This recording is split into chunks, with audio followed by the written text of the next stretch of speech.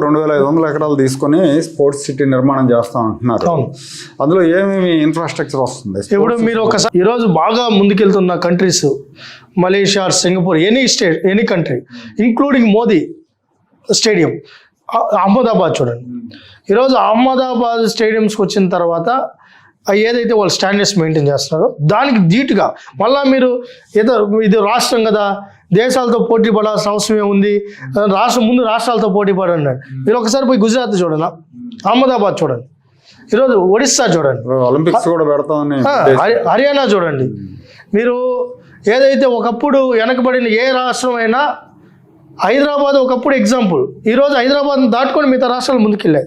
ఇప్పుడు దాన్ని ధీటుగా మనం ఏదైతే మనం వెళ్ళాలన్నప్పుడు దాన్ని తగ్గట్టు ఇన్ఫ్రాస్ట్రక్చర్ ఉండాలి.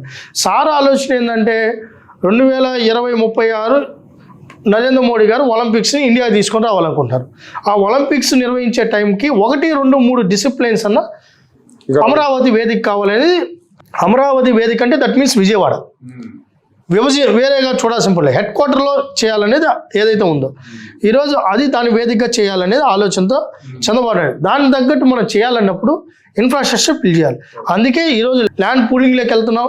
ఈరోజు ల్యాండ్ పూలింగ్ చేసేటప్పుడు ఏంటంటే మనం ఎందుకు 2000 ఎకరాలు ఎందుకు, 1000 ఎకరాలు ఎందుకు, 500 ఎకరాలు?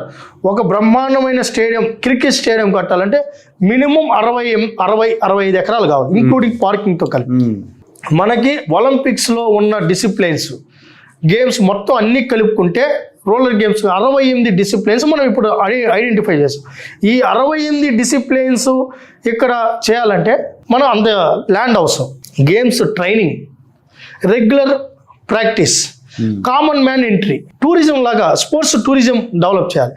హోటల్స్ అక్కడే వస్తాయి, అకామిడేషన్ అక్కడ ఉంటాయి. మీరు ఒకసారి గచ్చిబౌలిని చూసినప్పుడు చంద్రబాబు నాయుడు గారు ఇన్స్పాన్ ఆఫ్ 4-6 monthsలో దాన్ని ఫినిష్ చేశారు. ఫినిష్ చేసి ఏం చేశారు, అపార్ట్మెంట్ కన్స్ట్రక్షన్ చేసి అక్కడే అకామిడేషన్ పెట్టారు, ఎక్కడ హోటల్స్లో పెట్టారు. ఇది మోడల్. నెక్స్ట్ టైం ఏంటంటే ఇక్కడ మనం అమరావతి కూడా అక్కడే కాఫీ తాగాలి, అక్కడే ఎంటర్టైన్మెంట్ జోన్ ఉండాలి, అక్కడే గేమ్స్ నిర్వహణ ఉండాలి, అక్కడే హోటల్స్ ఉండాలి. ఇవన్నీ ఒక జోన్లోకి తీసుకొని రావాలి. ఒక స్పోర్ట్స్ సిటీ అనేది క్యాపిటల్ అవ్వాలనేది సార్ ఆలోచన.